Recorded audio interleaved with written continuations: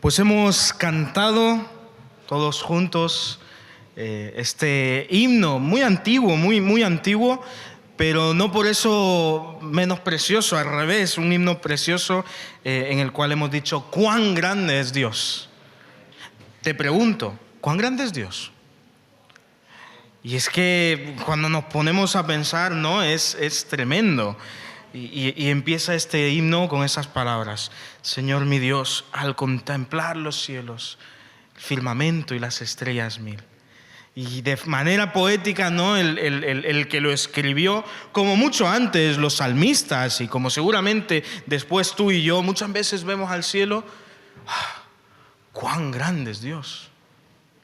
Sinceramente, si tú ves mi galería de fotos en el móvil, por lo menos la mitad de fotos son de los atardeceres, que el Señor todos los días nos da un atardecer siempre preciosos, maravillosos, y nos hace decir y suspirar: ¡cuán grande es Dios! Durante esta semana, no sé si lo sabéis, aunque me imagino que sí,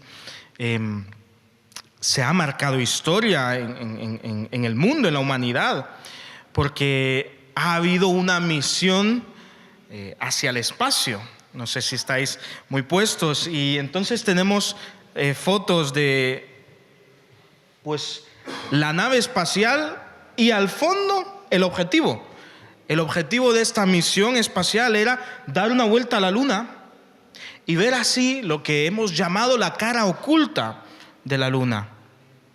La misión parece en papel muy sencillo, incluso parece que el objetivo está al lado. Pero obviamente detrás de todo esto había muchos números, mucho trabajo, muchos cálculos. Después hubo mucha espera, mucha incertidumbre, porque lo que se pretendía era llegar a la Luna. Y salieron de la Tierra. Y esto es la Tierra. Esta es la primera foto que publicaron del globo, de nuestra Tierra. De hecho, si te fijas bien, ahí sales tú y salgo yo. Es que sale España. Ahí sale España. Entonces tú y yo salimos. Tienes que cerrar un poco los ojos porque está difícil, pero salimos. No sé si cerraste los ojos, si sonreíste o si te pilló desprevenido, pero ahí estás y ahí estoy yo. Pero dejaron atrás la Tierra porque iban a la Luna. Y entonces, poco a poco, se iban acercando. Siempre que sale la Luna, la damos por sentada. La Luna siempre ha estado ahí.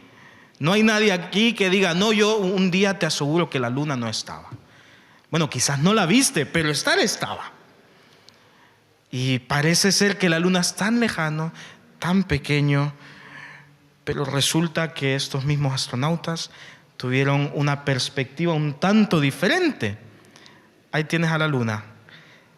Y eso poquito que se ve al lado no es una segunda Luna, es la Tierra. También sales tú y también salgo yo. Aquí sé que tienes más que cerrar los ojos para verte. Un cambio de perspectiva tremendo. Siempre nos hemos visto más grande que la Luna y desde luego la Tierra es más grande que la Luna. Pero aquí cambia la perspectiva. Y entonces sí, lograron su cometido y llegaron a ver la cara oculta de la Luna. Nosotros no lo vemos y en esta foto solo parece una esfera y detrás un haz de luz, pero es que eso es la Luna y detrás está el Sol. Lo que pasa es que ellos estaban en la cara oculta, donde no le da la luz del Sol. Y cuando iban saliendo, entonces, otra vez, una perspectiva diferente.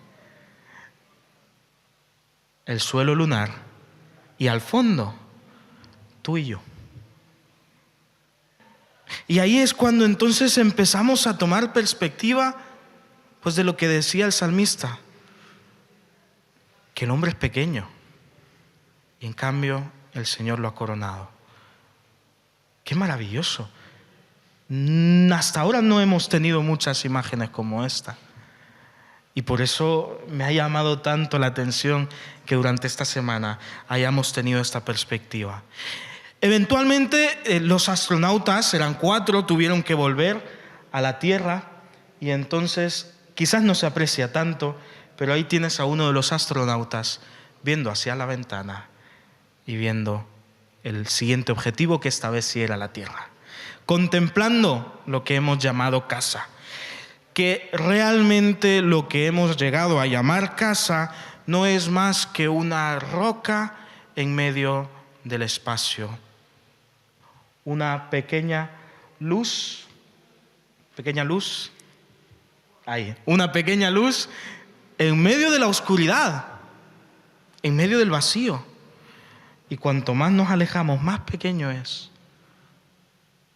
Lo que vamos a empezar hoy, la serie que vamos a empezar hoy, no es sobre astronomía, astrología, no es nada de eso, para nada. No es ciencias espaciales, no es cómo podemos hacer una base lunar. Lo que vamos a ver hoy es que todo eso que hemos visto tiene un origen. Y esta roca que hemos llamado Tierra, pues fue creada para ti y para mí. Es muy interesante estudiar la Biblia.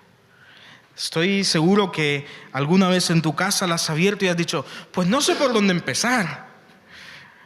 Seguramente cuando te convertiste al Señor decías, es que es tan grande que no sé si empezar más por adelante, más por el medio, más por el principio. Vamos a tener una serie de predicaciones en las que procuraremos abarcar un poco de cultura general en cuanto a la historia bíblica. Vamos a ver a los personajes que han marcado la historia, que están escritos en este libro maravilloso que viene de la boca de Dios, y vamos a ver cómo sus vidas nos enseñan, pero especialmente cómo su relación con Dios es algo que nos enseña cómo relacionarnos con Él. Ahora, como no puede ser de otra manera, pues la historia bíblica empieza por el principio. Y entonces te pido que me acompañes al libro de Génesis. El libro de Génesis, su nombre literalmente significa principio,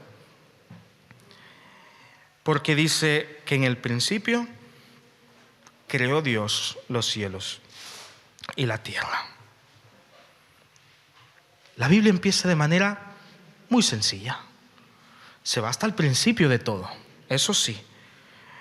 Y el Señor entonces, en su infinita sabiduría, se nos comienza a presentar como aquel que está desde el principio de todas las cosas, porque Él es el origen de todas las cosas. ¿Qué había en el principio? Pues no había nada, solo estaba Dios. En el principio ya estaba Dios. Él es eterno. Él no tiene principio y no tiene final. De manera que a lo largo de la Biblia podemos encontrarlo como el alfa y la omega. Alfa, la primera palabra, la primera letra del abecedario griego, y la omega es la última. Y es una manera poética que los autores bíblicos tienen para expresar que nuestro Dios no tiene un principio y no tiene un final. Él siempre ha estado. Y entonces el Señor empieza diciendo, en el principio Dios. Ya estaba, antes del tiempo, antes del espacio, antes de una roca que luego llamaríamos tierra y de la cual haríamos hogar. En el principio creó Dios los cielos y la tierra. El Creador, Dios, entonces llama a existencia todo el cosmos, todo el universo que nos rodea, y con su voz pone en orden todo lo que hemos llegado a llamar la creación. Ahora Dios, y esto es muy interesante, Dios no empieza el libro de vida, la Biblia, no lo empieza defendiendo su existencia, sino que nos da a conocer aquello que es evidencia del Creador. Los cielos, la tierra, las estrellas, el mar, las aves, los peces, los animales terrestres, tú y yo, somos evidencia de un creador. De un creador, además, me permitiréis añadir, creador perfecto. Es maravilloso lo que el Señor ha hecho. Y si no me crees, cuando llegues a casa, mírate al espejo. Qué perfecto es lo que el Señor hace. Y con su mano entonces hizo todo. En el principio creó Dios los cielos y la tierra. Continuó Génesis 1:2. Y la tierra estaba desordenada y vacía. Las tinieblas estaban sobre la faz del abismo, y el Espíritu de Dios se movía sobre la faz de la tierra. Y dijo Dios: sea la luz. Y fue la luz. Y vio Dios que la luz era buena. Y separó Dios la luz de las tinieblas. Y llamó Dios a la luz día, y a las tinieblas noche. Y fue la tarde y la mañana del primer día. Y entonces Génesis nos habla de un Dios creador que crea el cielo y la tierra, el cosmos, el universo, y que crea la luz y divide esta en día y noche. Ciclos que hasta ahora pues se han respetado. Hasta el día de hoy tenemos día y tenemos noche. No ha habido más y no ha habido menos. En el día 2 entonces divide las aguas y le da lugar al cielo terrestre, lo que vemos cuando levantamos nuestra mirada. Versículos 6 al 8. Luego dijo Dios: haya una expansión en medio de las aguas y separe las aguas de las aguas. E hizo Dios la expansión y separó las aguas que estaban debajo de la expansión de las aguas que estaban sobre la expansión. Y fue así. Y llamó Dios a la expansión cielos. Y fue la tarde y la mañana del día segundo. Creó también lo que vemos hacia arriba: el día y la noche, la luz, los cielos. Día 3 crea entonces los cuerpos terrestres y de agua, hace la flora, la vegetación y todo cuanto ésta necesita para su existencia.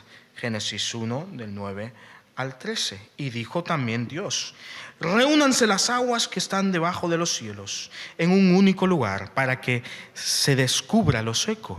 Y fue así. A la parte seca llamó Dios tierra, y al conjunto de las aguas los llamó mares. Y vio Dios que era bueno. Y dijo también Dios: produzca la tierra hierba verde y hierba que dé semilla, árbol que dé frutos según su especie, cuya semilla esté en él sobre la tierra. Y fue así. Produjo pues la tierra hierba verde, hierba que da semilla según su naturaleza, y árbol que da fruto cuya semilla está en él según su especie. Y vio Dios que era bueno. Y fue la tarde y la mañana del tercer día. ¿Vas imaginando todo? En el principio nada. El Señor hace los cielos y la tierra, el cosmos, el universo. El Señor entonces llama a la luz que hasta entonces no existía, la llama a existencia, marca el día, marca la noche, hace los cielos y ahora también hace los mares y hace la tierra para que podamos caminar sobre ella y viste la tierra de verde. ¡Ah, qué maravilla! ¡Qué excelente creación! Y no lo digo yo, aunque coincido con que es una buena creación, lo dice Dios. Y vio Dios que era bueno. Día 4, Génesis 14 al 19, Dios crea las estrellas y los cuerpos celestes que dictan el paso del tiempo y las estaciones en la tierra. Génesis 14 al 19. Y dijo Dios: haya luminares en la expansión de los cielos para separar el día de la noche, y que sirvan de señales para las estaciones, los días y los años, y sean por luminarias en la expansión de los cielos para alumbrar sobre la tierra. Y fue así. E hizo Dios las dos grandes luminarias, la mayor para que señorease en el día y la menor para que señoreara en la noche. E hizo también las estrellas, y las puso Dios en la expansión de los cielos para alumbrar sobre la tierra, para señorear en el día y en la noche, y para separar la luz de las tinieblas. Y vio Dios que era bueno, y fue la tarde y la mañana del cuarto día. Y ahora no solo hay vegetación, sino también cuanto necesita el sol, con su calor y su luz. Y por la noche, la luna. Aquello que fueron a buscar esos 4 astronautas. Y las estrellas. ¿Has visto alguna vez un cielo estrellado? Un cielo estrellado de verdad. Eso marca tu vida. Estoy seguro que sí. Un cielo estrellado en el que ves todas las constelaciones. O por otro lado, ¿has visto una noche en la que hay luna llena? En la que puedes caminar perfectamente, porque la luna aparta la oscuridad. Es tremendo cómo el Señor crea todo, y lo crea, hermanos, como Él ha dicho, lo crea bien. En la creación no hay nada mediocre. No hay nada que le falta un retoque. No, todo en su justa medida, de manera perfecta, porque Dios es un Dios perfecto y su creación, por lo tanto, es perfecta. Día 5. Crea Dios la vida marina y las aves de los cielos. Génesis 20 al 23, 1:20 al 23. Y dijo Dios: produzcan las aguas seres vivos y aves que vuelen sobre la tierra, en la abierta expansión de los cielos. Y creó Dios los grandes monstruos marinos y todo ser vivo que se mueve, que las aguas produjeron según su especie, y toda ave alada según su especie. Y vio Dios que era bueno. Y los bendijo Dios, y les dijo: fructificad y multiplicaos, llenad las aguas en los mares, y multiplíquense las aves en la tierra. Y fue la tarde y la mañana del quinto día. Ahora ya no solo hay vegetación, las plantas y los árboles. Ahora también hay animales en los mares, grandes animales, tanto las bestias marinas como aquellos que, más bien digamos, que tienen colores hipnóticos, que tú dices: qué colores tan bonitos hay en el mar. Pues el Señor lo creó todo. Por ejemplo, creó pues el animal más grande que hay en la tierra, la ballena, la creó Él. ¿Cuán grande? ¿Quién podrá domesticar una ballena? ¿Quién puede decir: este es mi pececito? Nadie. Y en cambio, de los grandes monstruos marinos, el Señor luego en Job dirá que juega con ellos. Son su mascota. Como cuando tienes un animalito en casa. O de los cielos. Qué esplendor de colores podemos ver en los cielos. ¿Has visto alguna vez un tucán con ese pico precioso? Una guacamaya, un papagayo, o un pavo real. ¿Sabes que hay peces que pueden volar? Y también hay pájaros que pueden nadar. ¿Sabes que hay aves que pueden volar por más de un año sin tocar el suelo? Duermen en el aire, comen en el aire, viven en el aire y pasan por lo menos más de un año sin tocar el suelo. ¿Te lo puedes imaginar? Y hay tanta variedad que incluso los científicos dicen que hemos descubierto más sobre el universo, sobre lo que está fuera de la Tierra, que sobre lo que hay en los fondos marinos. ¡Qué maravilla la que hace nuestro Señor! Esto fue el quinto día. Sexto día crea entonces los animales terrestres y crea también al hombre. Génesis 1, del 24 al 28. Y dijo Dios: produzca la tierra seres vivos según su especie, bestias, serpientes y animales de la tierra según su especie. Y fue así. E hizo Dios los animales de la tierra según su especie, ganado según su género, y todo animal que se arrastra sobre la tierra según su especie. Y vio Dios que era bueno. Entonces dijo Dios: hagamos al hombre a nuestra imagen, conforme a nuestra semejanza, y señoree sobre los peces del mar, sobre las aves de los cielos y sobre las bestias, sobre toda la tierra y sobre todo animal que se arrastra sobre ella. Y creó Dios al ser humano a su imagen, a imagen de Dios lo creó, hombre y mujer los creó. Los bendijo Dios y dijo: fructificad y multiplicaos, llenad la tierra y sojuzgadla, señoread sobre los peces del mar, sobre las aves de los cielos y sobre todas las bestias que se mueven sobre la tierra. Y entonces Dios creó los animales, los que se arrastran, los que caminan a 2 patas, a 4, a 8, a 6. Hay variedad también en ello. O los que van más bien por las ramas de los árboles o por debajo de la tierra. Hay variedad en la creación del Señor. Pero hay un apartado ahí. Y hay una mención específica. Creó Dios al hombre. Nos creó a ti y nos creó a mí. Y de todo esto dice que agradó a Dios y lo llamó bueno, bueno en gran manera. En 6 días el Señor creó todo perfectamente conectado, enlazado entre sí. Tanto lo que hay aquí que nos rodea, las especies que hay en esta zona, como las que hay al otro lado del mundo. Y también los diferentes climas que podemos encontrar. Y los diferentes frutas que podemos encontrar. Árboles, animales, etc. Todo esto lo creó el Dios bueno, el Creador perfecto. De todo esto, probablemente lo que más nos sorprenda es la manera que Dios crea al ser humano.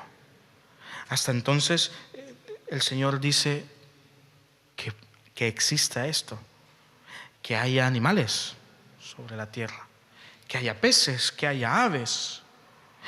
Todo esto el Señor lo ordena y comanda con su voz. Sin embargo, se nos habla de la creación del ser humano como algo diferente. Aquí tenemos que saltar a Génesis 2, versículo 7. Dice que entonces Dios, el Señor, formó al hombre del polvo de la tierra y sopló en su nariz aliento de vida y se convirtió en un ser vivo. Hasta ahora, durante todos estos 6 días, el 7º el Señor descansó, pues parece que el Señor lo hace todo de inmediato. Que exista la luz, ¡pum!, que haya agua, que se dividan, que haga esto, aquello. Pero parece ser que aquí el que escribe el libro de Génesis se toma un respiro, porque el Señor como que se toma un tiempo y crea al ser humano. Con tiempo, con cariño, con mimo. No estoy diciendo que el resto de la creación no sea perfecta, porque nuestro Señor es perfecto. Pero crea al ser humano de manera diferente, distinta. Y entonces, el Señor sopló aliento de vida. Pero también, y lo hemos leído ya, el Señor dijo en el versículo 26 y 27 de Génesis 1, hagamos al hombre a nuestra imagen, conforme a nuestra semejanza, y señoree sobre los peces del mar, sobre las aves de los cielos y sobre las bestias, sobre toda la tierra y sobre todo animal que se arrastra sobre ella. Y creó Dios al ser humano a su imagen, a imagen de Dios lo creó, hombre y mujer los creó. Entonces no solo nos creó de manera diferente, sino también con un carácter diferente. Esto hemos llegado a llamarlo en teología imago Dei, la imagen de Dios. Dios ha puesto su imagen en ti y en mí. Esto quiere decir que de toda la creación, la humanidad es la única que puede tener una profunda relación con Dios. El Dios que creó todo y en medio de su creación nos puso a nosotros como mayordomos de su obra, para que la cuidásemos, la sojuzgásemos, que esta palabra bien puede ser traducida por ser mayordomos de la creación, cuidadores y protectores, administradores de lo que el Señor hizo y clasificó como bueno. Nuestra manera de relacionarnos con la creación tiene que ser entonces de acuerdo a nuestra manera de relacionarnos con el Creador. Fuimos creados para cuidar lo que nos rodea, para señorear en comunión con nuestros prójimos y así glorificar a Dios. La pregunta milenaria en la filosofía y en la historia de la humanidad: ¿por qué estamos aquí? ¿Sabes? Yo veo las imágenes que hemos visto antes, veo la tierra tan pequeña en medio de tanta vastedad y a mí me emociona. Me emociona porque yo sé que en medio de todo esto hay un planeta dando vueltas alrededor de una estrella. No es el planeta más grande dentro del sistema solar, pero ahí está. Y su estrella, lo que hemos llamado el Sol, no es el más grande de la galaxia en la que estamos, pero ahí está. Y en medio de todo aquello, de aquellos miles de millones de millares de estrellas, de planetas, el Señor nos puso aquí y nos dio un propósito. Pero quizás alguien vea las mismas fotos que hemos visto tú y yo y se entristezca, porque diga: la vida quizás es una casualidad, un dado cósmico que fue rodado y como resultado, pues aquí estamos tú y yo. Pero la palabra de Dios no nos enseña eso. No nos enseña que somos una casualidad, que somos un porcentaje prácticamente nulo en el cual, bueno, se juntó todo y resulta que aparecimos, que somos un conjunto de átomos que tomaron conciencia y ya está. No, la Biblia no nos enseña eso. Nos enseña que el Señor nos creó de manera deliberada, a propósito, con cariño, con mimo, y nos da su aliento. Y ha puesto su imagen en ti y en mí. Y nos ha dado un motivo para estar aquí. Me encanta cómo lo expresa el autor de Efesios en los versículos 3 al 6 de Efesios 1. Bendito sea el Dios y Padre de nuestro Señor Jesucristo, que por medio de Cristo nos bendijo con toda clase de bendiciones espirituales en los lugares celestiales.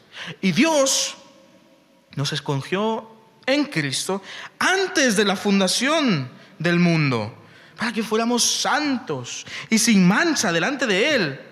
Por su amor nos predestinó para ser adoptados hijos suyos por medio de Jesucristo, porque así lo quiso, para alabanza de la gloria de su gracia, con la cual nos hizo aceptos en el amado. Lo que viene a decir aquí Efesios, lo que nos está diciendo Pablo, el autor de este libro, es que Dios nos creó con un propósito. Y antes de que el mundo existiera, antes de Génesis 1:1, antes de en el principio creó Dios los cielos y la tierra, ya nos amaba. Ya nos había pensado. Ya sabía qué cara tendrías. Es más, mira lo que te digo. Ya sabía qué cara tendrías pues al año de nacido. pero también a los 10 y a los 20 y a los que tengas ahora. Y tu rostro, cómo ha cambiado. Y cuántas canas tienes. Y que cada vez nos descubrimos más canas. Y cuántas veces has llorado. Así como cuántas veces has reído.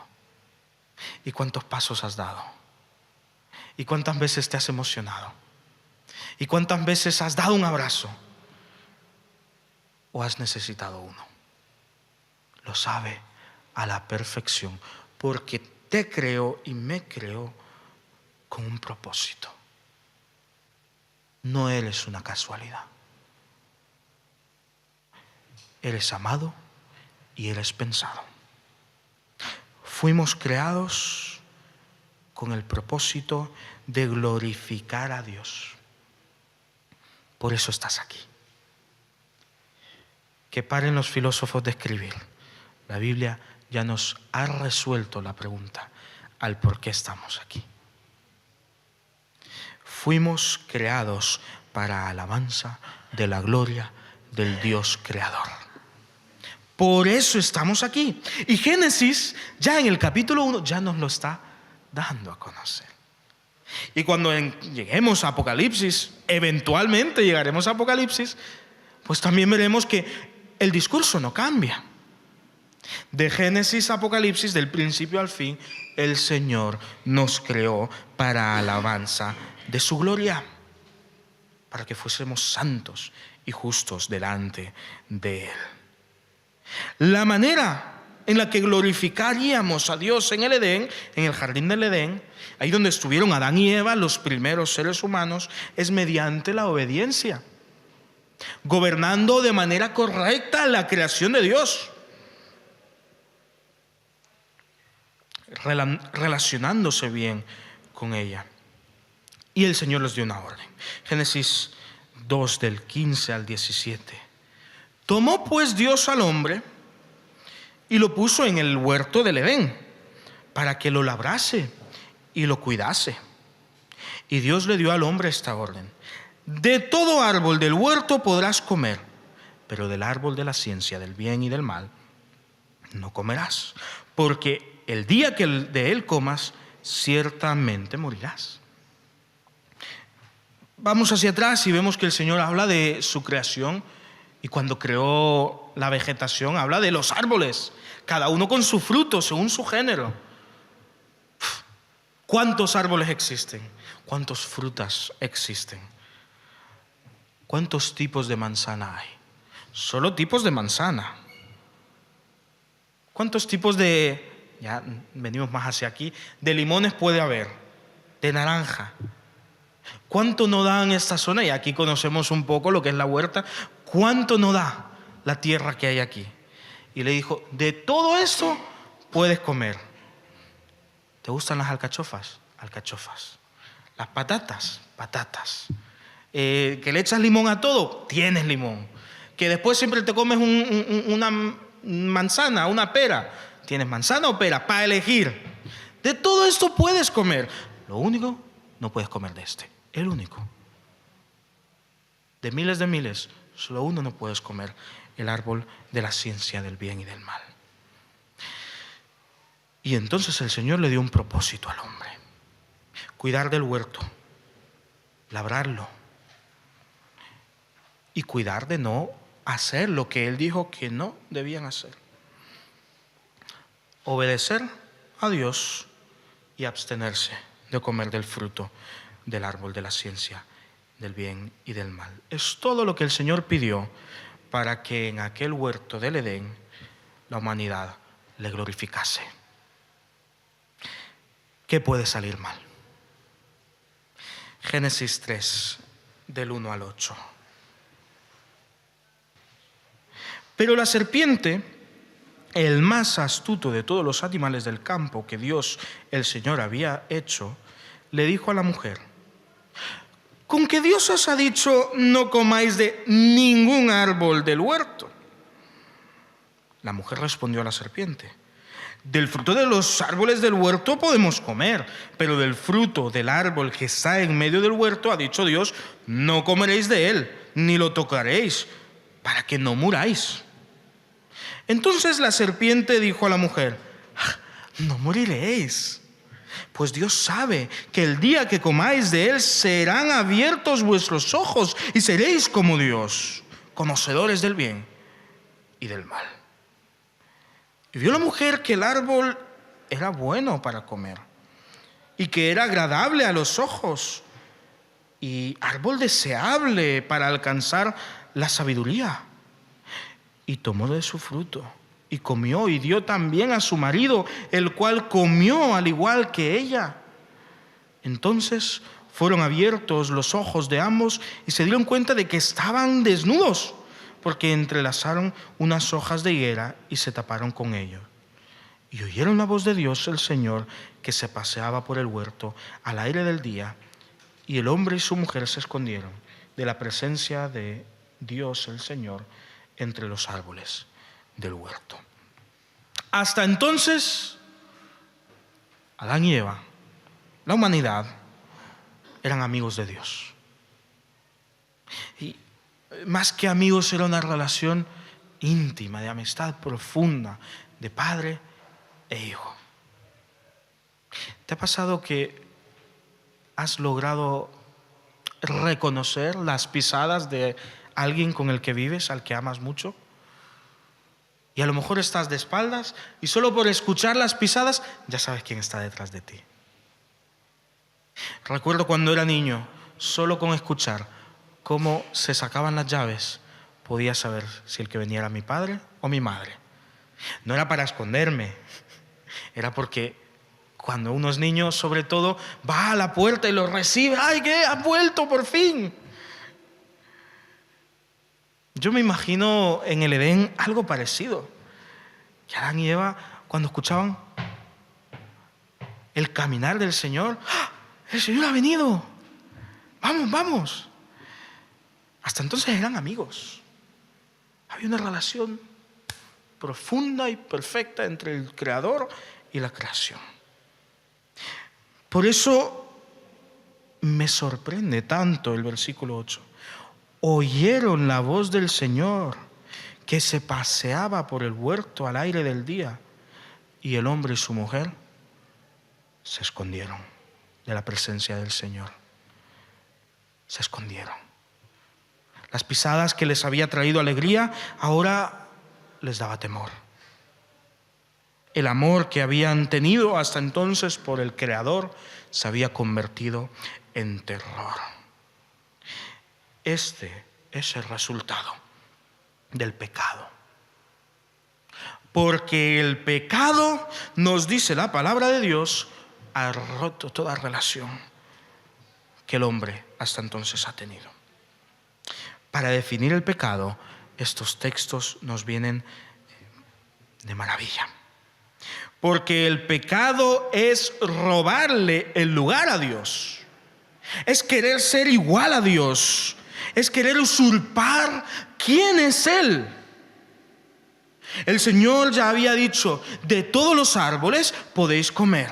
Son buenos para vosotros, podéis alimentaros de ellos, cuidarlos, labradlos, comer. Menos de este. Este árbol es malo para vosotros, de este no podéis comer. Y había definido Dios bien claro lo que era bueno, lo que era malo. Pero la serpiente, que era astuta, engaña a Eva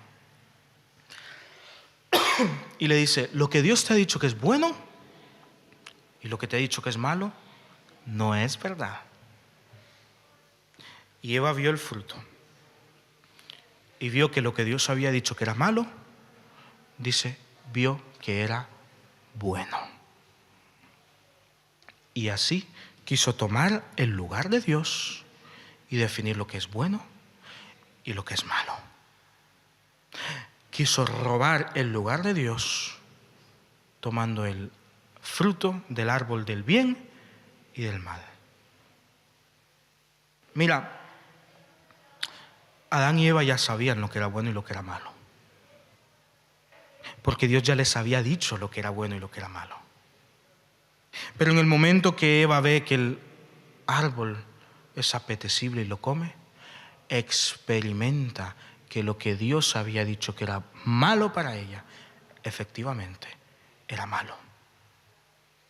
A partir de este momento en la historia de la humanidad, del universo, de la creación, entonces la relación entre el hombre y todo lo que le rodea está roto, destruida, porque no siguieron lo que el Señor había dicho que era bueno y que era malo, porque quisieron ser igual a Dios.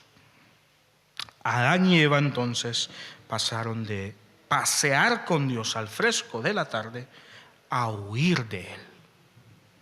La presencia de aquel que les había dado aliento de vida pasó de ser una alegría a ser causa de terror, porque el pecado trae una división entre Dios y los hombres.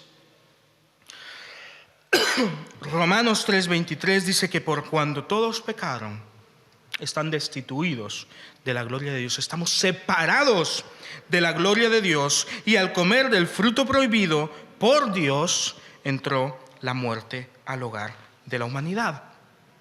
Romanos 6:23 dice que la paga del pecado es muerte.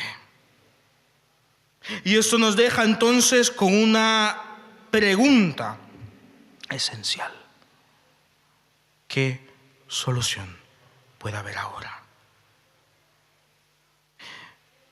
La paga del pecado es muerte, es separación con Dios. La humanidad, que hasta entonces era la joya de la corona de Dios, ahora estaba en una relación rota con Él. El resultado del pecado es que el hombre, a partir de entonces, no ha sido capaz de tener una relación correcta con nada ni con nadie. Hasta entonces el hombre se relacionaba con la creación en obediencia a lo que Él había dicho: cuidadla, labradla, sed mayordomos, administrad la creación. Ahora solo hace falta ver las noticias para ver qué tal estamos administrando la creación. La relación entre nosotros está rota. Ni que decirte tengo que en nuestras puertas hay guerras, que las alianzas que se habían mantenido por años, a veces incluso por siglos, hoy en pleno siglo XXI son rotas. Y la muerte de civiles es cada vez mayor, porque ya no sabemos tampoco cómo relacionarnos los unos con los otros. No sabemos hacerlo ni siquiera en nuestro hogar. Y entonces cuando el Señor le pregunta a Adán: ¿qué has hecho?, él dice: la mujer. Y cuando le pregunta a Eva, dice: la serpiente. Y empieza los dedos acusadores y empieza el baile de las culpas. ¿Sabes que en España estamos batiendo todos los años récord de divorcio? Todos los años. ¿Sabes que el modelo familiar más común ya no es lo que hemos llamado tradicional? Un matrimonio y sus hijos. Un matrimonio entre hombre y mujer y sus hijos. No, ahora lo más común es un padre y sus hijos, pero solo los fines de semana, porque entre semana está con la madre. O un padre y una madre con los hijos del padre en su relación anterior y los hijos de la madre en su relación anterior. Y entonces vemos que ya no sabemos cómo relacionarnos entre nosotros. Pero más importante aún, y lo que trae nuestra perdición y la muerte, ya no sabemos relacionarnos con Dios. Porque la paga del pecado es muerte. Y por cuanto todos pecaron, están separados de Dios. Qué importante es entonces Génesis 3:15. Este es el Señor, ojo, hablando a la serpiente, pero también es el Señor trayendo esperanza en el momento más desesperanzador de la humanidad. Y habla a la serpiente y le dice: pondré enemistad entre ti y la mujer, y entre tu descendencia y la descendencia suya, y ésta te herirá en la cabeza y tú la herirás en el talón. Esto hemos llegado a llamarlo el protoevangelio, el evangelio antes del evangelio, porque parece ser un texto cualquiera perdido entre todas las tinieblas que se hicieron en ese momento sobre la faz de la tierra. Pero en cambio es la luz que iluminó en la humanidad como nunca antes, porque cuando hubo desesperanza, cuando abundó el pecado, vino la luz, la esperanza, y sobreabundó la gracia, pues la descendencia de estos es ningún otro sino solo Cristo Jesús, el cual hirió de manera mortal en la cabeza a la serpiente, la cual es Satanás. Y aunque él fue herido y murió en esa cruz, al tercer día resucitó en gloria y en victoria, porque Él es Dios que se hizo hombre por nosotros. Y ahora sí volvemos a poder relacionarnos con Dios, y lo que el pecado deshizo, vino Dios y lo ha hecho todo nuevo, y nos da una nueva identidad, y tenemos en Él una nueva naturaleza. Por lo tanto, en Génesis ya encontramos la paz y la esperanza que nuestra alma necesita, el cual es Cristo Jesús. Termino entonces con una pregunta. Si Dios caminase por aquí, ¿qué harías tú? ¿Huirías como hicieron Adán y Eva? ¿O irías a Él? Porque en la historia de la humanidad, Dios caminó entre nosotros y te dijo a ti, como me ha dicho a mí: sígueme. Te quiero dar vida, porque la paga del pecado es muerte, pero el regalo de Dios es vida eterna en Cristo Jesús, Señor nuestro. Hay esperanza para la humanidad. Hay paz para nuestro corazón. La gracia nos ha sido regalada. Gloria a Dios. Y de Cristo Jesús entonces termina diciendo el mismo texto que he leído antes de Efesios 1. Antes leí del 3 al 6, ahora leo del 7 al 14 de Efesios 1. En Él, en Cristo Jesús, tenemos redención por su sangre, el perdón de los pecados. Y esto es posible por las riquezas de su gracia, que derramó abundantemente sobre nosotros, llenándonos de toda sabiduría y entendimiento. Él, porque así lo quiso, nos dio a conocer el misterio de su voluntad, que de antemano tenía preparado para llevarlo a cabo cuando se cumpliera el tiempo señalado. Reunir en Cristo todas las cosas, tanto las que están en los cielos como las que están en la tierra. En Cristo, en Él, asimismo participamos de la herencia, pues fuimos predestinados conforme al propósito del que hace todas las cosas según el designio de su voluntad. Así, nosotros, los primeros en poner nuestra esperanza en Cristo, nos convertimos en alabanza de su gloria. En Él también vosotros, que habéis oído la palabra de verdad, el evangelio de vuestra salvación, y habéis creído en Él, fuisteis sellados con el Espíritu Santo de la promesa. Y este Espíritu es la garantía de nuestra herencia hasta la redención de la posesión adquirida para alabanza de su gloria. Cristo Jesús entonces ha venido a redimir al pecador y nos ha dado un nuevo principio en Él. En el principio creó Dios los cielos y la tierra, y te pensó a ti y me pensó a mí, y en su eterna sabiduría sabía que nos enemistaríamos con Él, pero su amor en ningún momento menguó. Y en el tiempo señalado vino en persona para darme paz con Él. No esperes más. Que la paz del Señor Jesucristo esté en nosotros. Que cuando veas al cielo,